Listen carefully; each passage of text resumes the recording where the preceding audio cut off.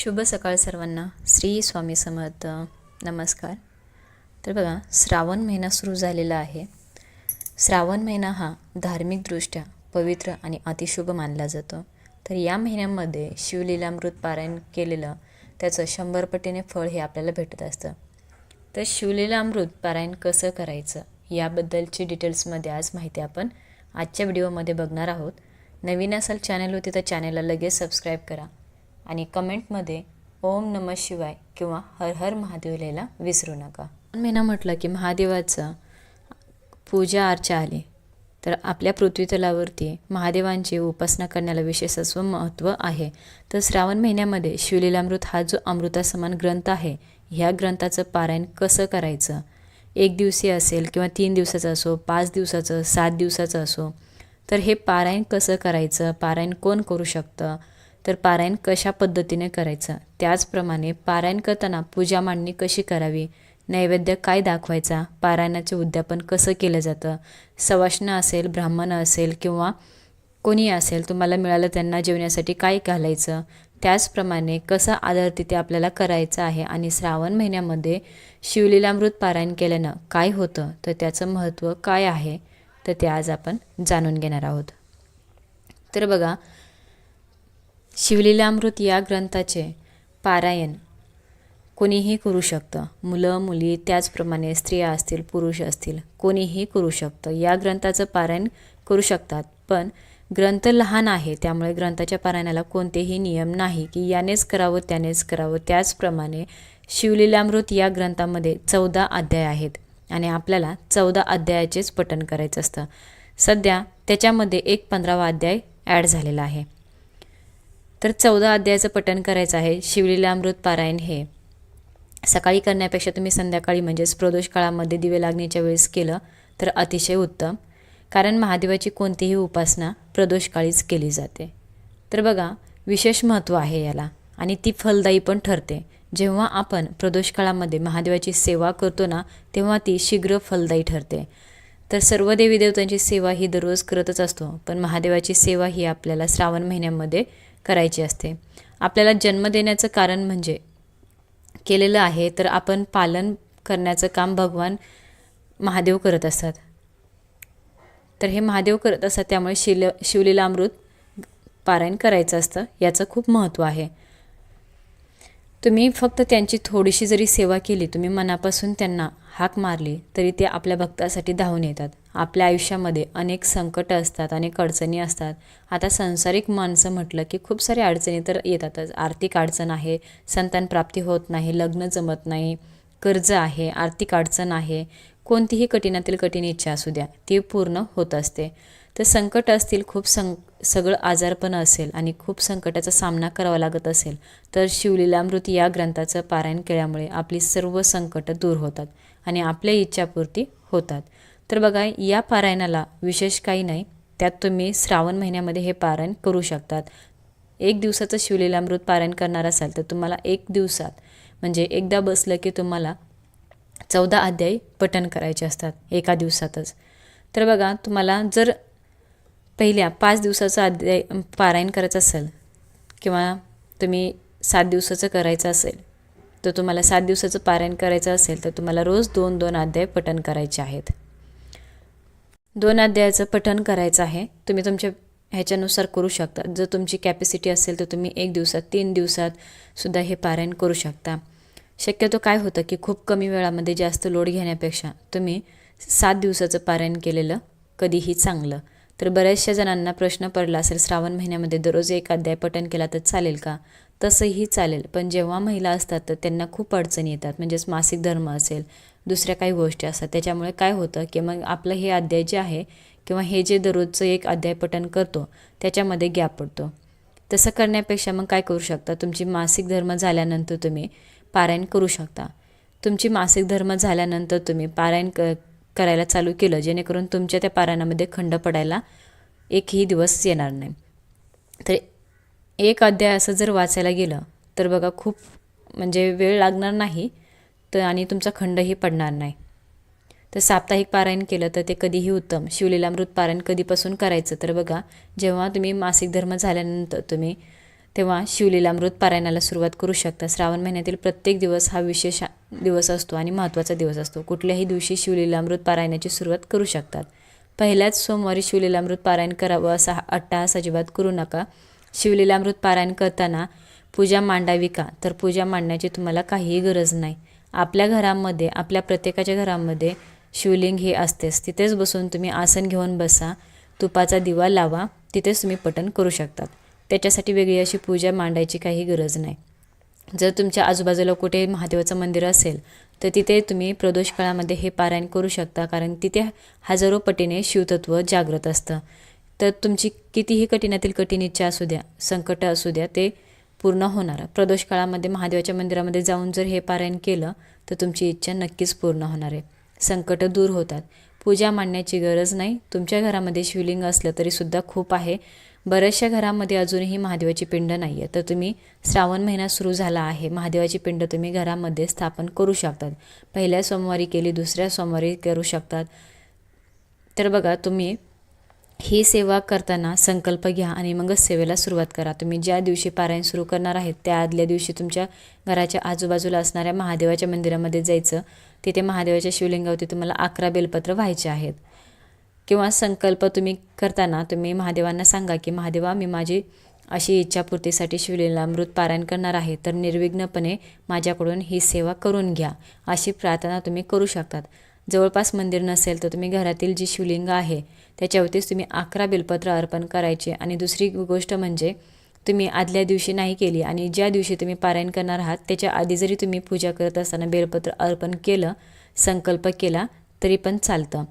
तर उजव्या हातामध्ये एक फूल घ्यायचं आहे, हळदी कुंकू घ्यायचं, अक्षता घ्या आणि एक पळीभर पाणी घ्या. तुमचं नाव सांगा, गोत्र सांगा, तुम्ही कुठे राहता, आणि तुम्हाला गोत्र जर माहीत नसेल तर तुम्ही काश्यप गोत्र बोलू शकतात. आणि तुमची जी काही इच्छा आहे ते तुम्ही तिथे सांगू शकता. असं तुम्ही संकल्प सोडायचा आहे. संकल्प नाही घेतला तरीसुद्धा चालेल. फक्त तुम्हाला जर महादेवासाठी ही सेवा करायची असेल तर संकल्प न करतासुद्धा तुम्ही ही सेवा करू शकता.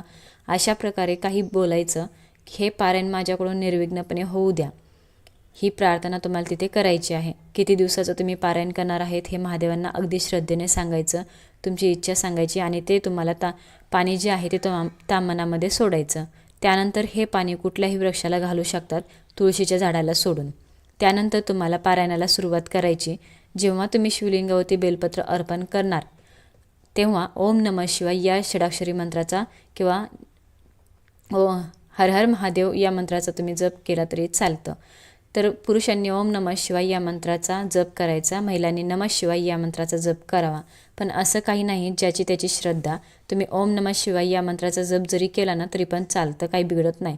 तर तुम्ही हे पारायण घरीसुद्धा करू शकतात आणि मंदिरामध्ये सुद्धा करू शकता. तर बघा, मंदिरामध्ये बेलाचं झाड असतं, त्या झाडाच्या सावलीमध्ये जर तुम्ही हे पारायण केलं ना तर तिथे कोणीच येत नाही, तुम्हाला डिस्टर्ब होत नाही. तिथे शिवतत्व जागृत असतं आणि बेलाच्या वृक्षाखाली तुम्हाला शीघ्र असं फळ भेटतं त्याचं. म्हणून तुम्ही तिथे करू शकता. जर तुम्हाला जमत नसेल तर तुम्ही घरीसुद्धा करू शकतात, तरीसुद्धा ते तुम्हाला फलित होणार आहे. शिवलीलामृत या ग्रंथामध्ये 14 अध्याय आहेत. 15वा अध्याय त्याच्यामध्ये ॲड केलेला आहे. तर 14च अध्यायाचं पारायण करायचं आहे. तुम्हाला जर करायचं असेल तर तुम्ही करू शकतात. 15व्या अध्यायाचं सुद्धा पारायण करू शकता. संकल्प करून झाल्यानंतर सर्वात आधी तुम्ही ओम नमः शिवाय किंवा नमः शिवाय या मंत्राची 1 माळ म्हणजेच 108 वेळा तुम्हाला जप करायचा आहे. त्यानंतर शिवलीलामृत पारायण तुम्हाला करायचं. हे पारायण करत असताना इकडे तिकडे बघू नका, कोणाशी बोलू नका. एकाग्र मनाने तुम्हाला हे पारायण करायचं आहे, श्रद्धेने करायचं आहे. शेजारी पाजारी काय चाललं याकडे बघू नका, लक्ष देऊ नका. एका जागी बसून करायचं आहे. पारायणाला बसलं की उठायचं नाही पूर्ण वाचेपर्यंत. जे काही तुम्हाला करायचं असेल ते अगोदरच तुम्ही करून घ्यायचं आहे. नंतर वाचन झाल्याशिवाय तुम्हाला उठायचं नाही. वाचन पूर्ण झाल्यानंतर पहिल्यांदा गणपतीची आरती करायची, नंतर महादेवाची आरती करायची. नैवेद्य म्हणून तुम्ही खडीसाखर, दही भात ठेवू शकता, कोणतंही एक फळ ठेवू शकता. सकाळ संध्याकाळ आपल्या घरामध्ये जे काही बनतं ते सुद्धा तुम्ही नैवेद्य ठेवू शकता. तुमच्या घरामध्ये एखादी व्यक्ती जर आजारी असेल, त्यांच्यासाठी तुम्ही खूप हॉस्पिटल ट्रीटमेंट घेतलेले असेल तरीसुद्धा तो कोणत्याही ट्रीटमेंटला प्रतिसाद देत नसेल, तर अशा वेळी तुम्ही संकल्पयुक्त 5 किंवा 11 शिवलीलामृत पारायण करा.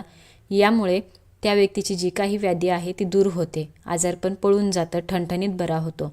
तर बघा, तुम्ही करून बघा.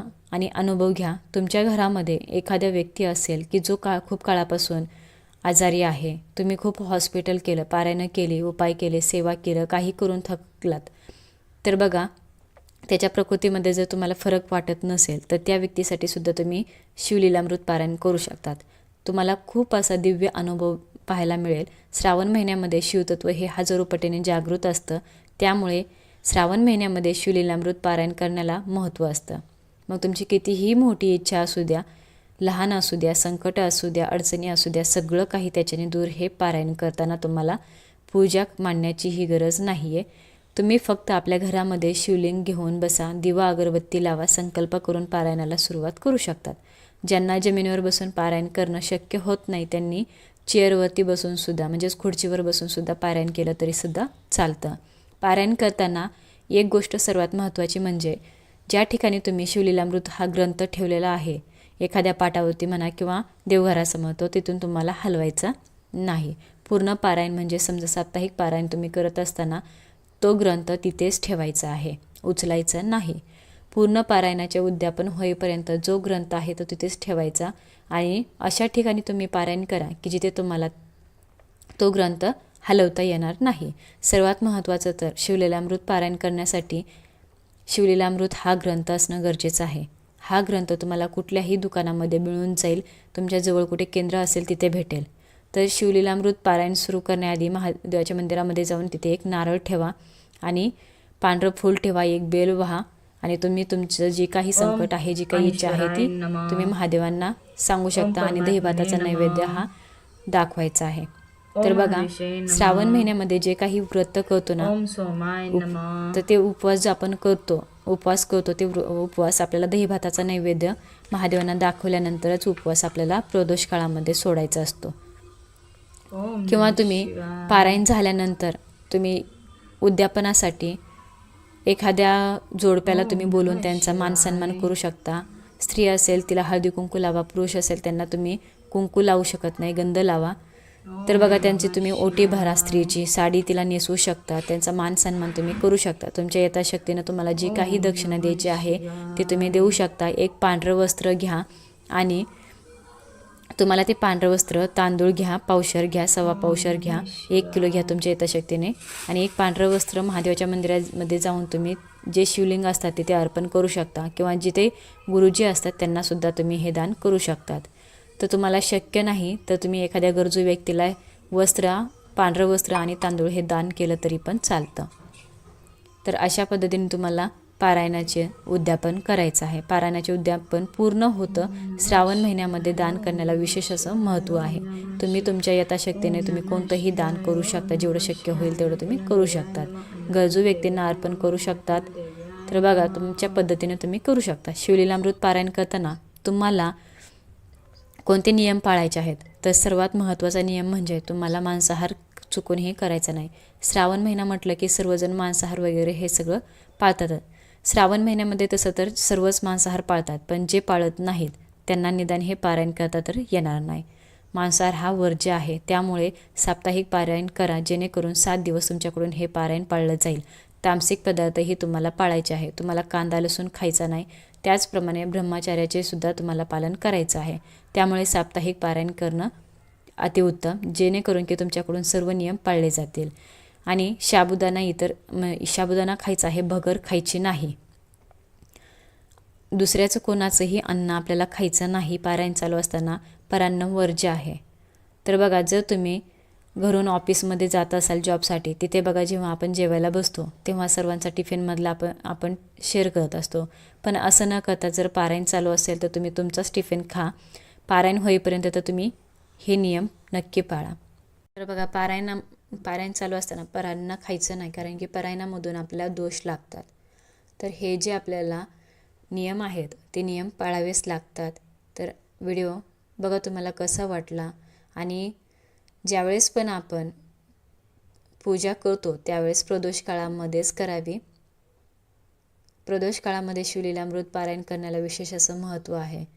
तर व्हिडिओ शेवटपर्यंत बघितल्याबद्दल सर्वांचे मनापासून आभारी आहे. सर्वांना